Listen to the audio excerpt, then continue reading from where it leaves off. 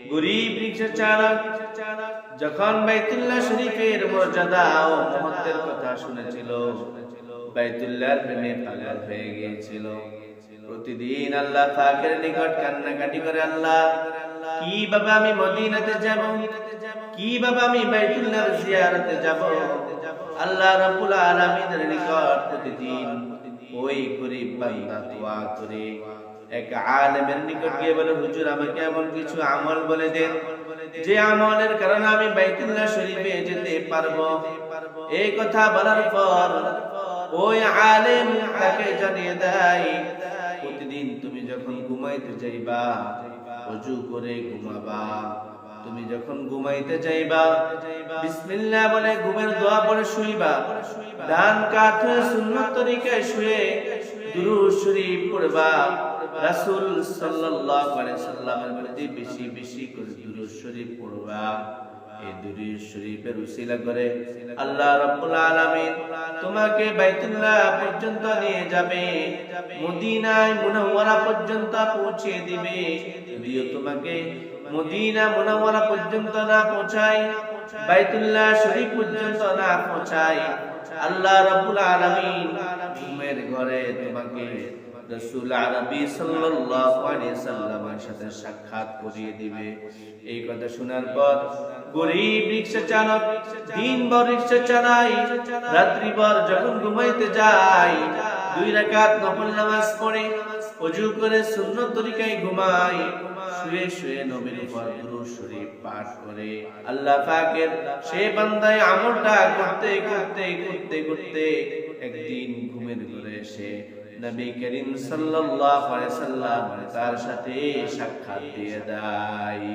সে রাসূলের সাক্ষাৎ পেয়ে যায়।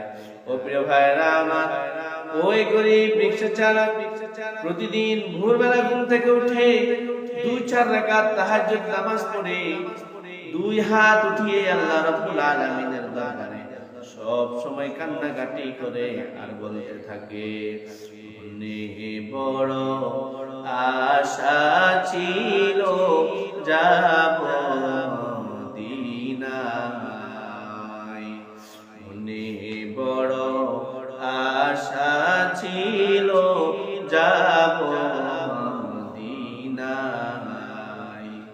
সালাম আমি করব গিয়ে, সালাম আমি করব গিয়ে নবীর রওজায়, মনে বড় আশা ছিল যাব মদিনায়, মনে বড় আশা ছিল যাব মদিনায়।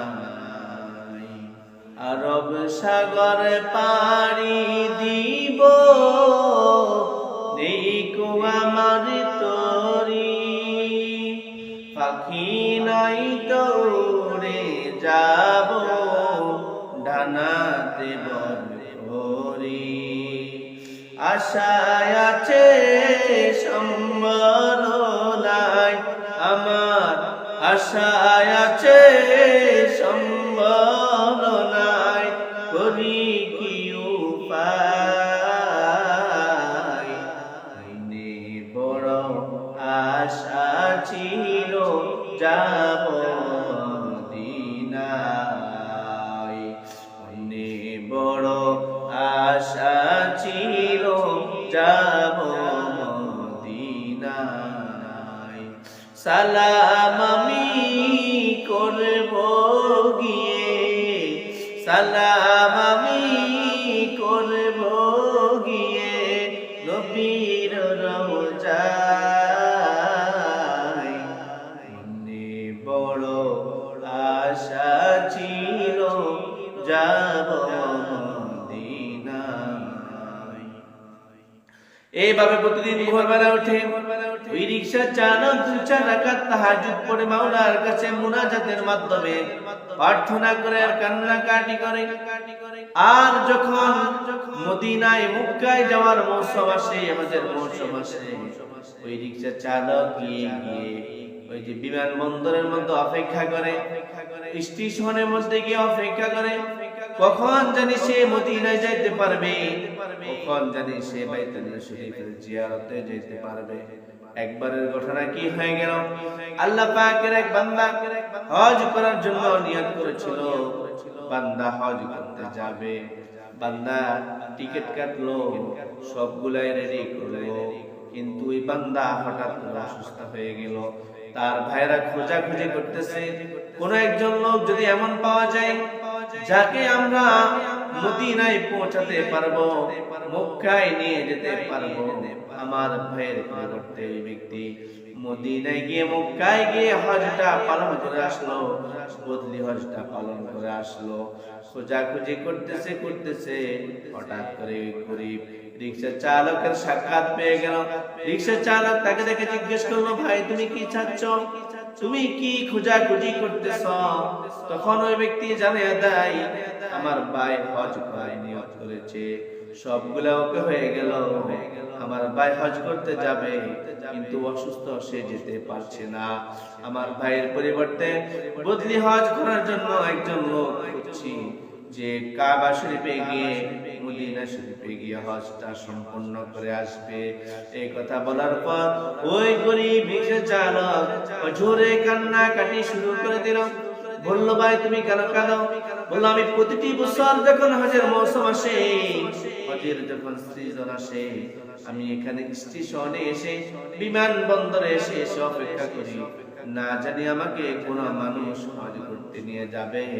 যদি তুমি চাও তোমার ভাইয়ের পরিবর্তে আমি বদলি হজটা করে আসি, তাহলে আমি মদিনায় গিয়ে রাসূলের রওজার পাশে সালাম দেব এবং বাইতুল্লাহ শরীফ জিয়ারতের মাধ্যমে আমার মনের আশাটা পূরণ করে নিব। ওই ব্যক্তি বলল, ভাই আমরা তো এমন লোক খুঁজতেছি, এমনই লোক চাইতেছি, অতএব আমার ভাইয়ের পরিবর্তে তুমি গিয়ে হজটা করে আসো। আল্লাহ পাকের ওই গরিব চালক আশিকের জন্য, মক্কার আশিকের জন্য, মদিনার আশিকের জন্য হজ করার ব্যবস্থা হয়ে গেল। এজন্য মদিনার প্রেম ভালোবাসা, মক্কার প্রেম ভালোবাসা সব সময় অন্তরে লালন করা আমাদের জন্য অতি জরুরি। যদিও টাকা পয়সা নাও থাকে, আল্লাহ রাব্বুল আলামিন মদিনার প্রেম, মদিনার ভালোবাসা অন্তরে লালন করার উসিলায় হতে পারে আমাকে আপনাকে মক্কা মদিনায় নিয়ে যাবে। আল্লাহ রাব্বুল আলামিন মদিনার প্রেম ভালোবাসা, মক্কার প্রেম ভালোবাসা দিয়ে আমাদের অন্তরকে ভরপুর করিয়ে দিন।